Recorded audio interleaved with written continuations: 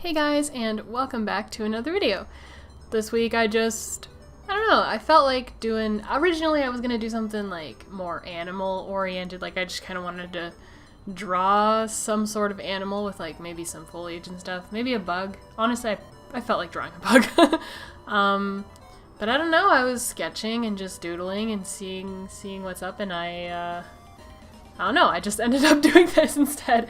Yeah, I realized that I had started with Grookey a while ago. I mentioned in an earlier Sketchbook Sunday video that I wanted to start by drawing Grookey because, Grookey's the one I like the least, and I figured I would just warm up with them and then do the bunny because the Score Bunny is like my second favorite, and I wanted to save Sobble for last, but I never ended up doing Sobble by themselves, and so now here we have a Sobble and a Mudkip because they're both like swampy.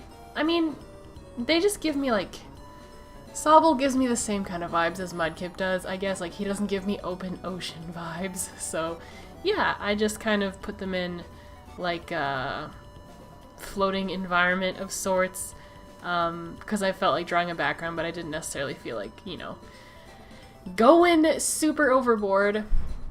But yeah, I really enjoy how this one turned out. I like the mood of it. I guess it's kind of like meant to be in a dark-ish void, and there's like still sunlight coming from above, which I think is one of my favorite parts of this drawing. I think the lighting and like the mood and all that, I would say, is my favorite part. Yeah, I was just playing around with different techniques, I guess, while drawing this. I actually inked this, and I was gonna just paint over the whole thing, but then I realized how neatly I inked it, and I was like, I should try to like color it in as neatly and maybe leave the line art alone, and it turned out really nice, and it did not take a lot of time, so I'm definitely I think I'm gonna do this a lot more often. But yeah, if you guys want to see any other Pokemon like this, just on a little micro mini I guess environment, because I could do like something hanging out on like a floating rock, or maybe something on a tree that is floating on a chunk of land. I made these like 3D, because I went to school for 3D animation, and I ended up making like just floating environmental islands, because like, why not?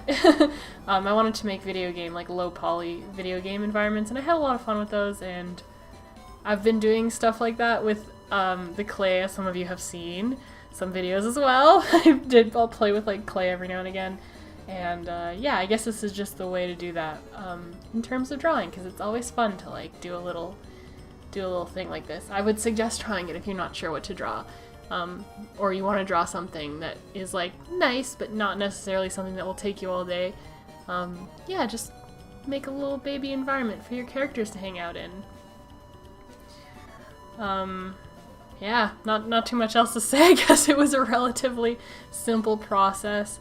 At first I was really worried because I wanted the background to be a middle gray, like I didn't want it to be light and I didn't want it to be black, so I wanted it to be mid, but there was rocks in the way, and they were blending into the background. I was real worried I wouldn't be able to make that work, because either I would have to make the background lighter or darker, but I just gave everything towards the end like a yellowish tint, because, well, it's yellow around where the light is coming from, and like a cool color. I think I made it purple, I don't know.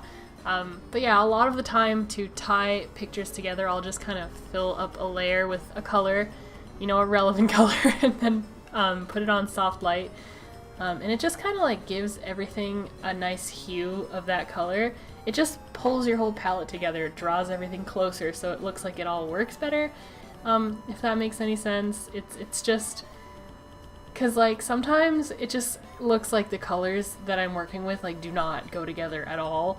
And to bring that back to earth, the soft light is it's a really good idea. Or if you're going to use a texture, use overlay, but make sure you tint the texture a color, because that also helps out a lot. I think that's what I did. I don't know. I think, was that noise or a texture? I'm not sure.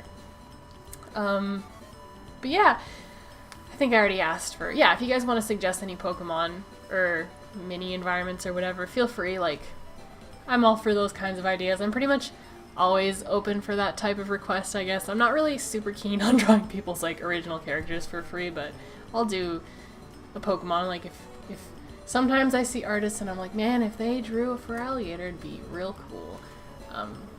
So yeah, that kind of request is always very welcome. But yeah, I'm just rambling away. I'm sorry if you can hear some noise. I guess my neighbors down the hall are getting their floor redone.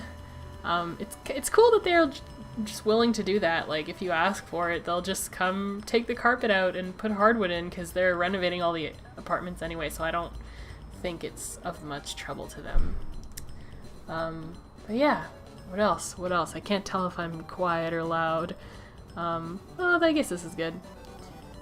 I guess I'll end this video here, because it really wasn't that long of a process. Like I said, this type of drawing really did not take that long, and I'm gonna take advantage of it, I think, because this turned out really cute. But yeah, I hope you guys enjoyed this video as much as I enjoyed making it, and I'll see you guys Sunday.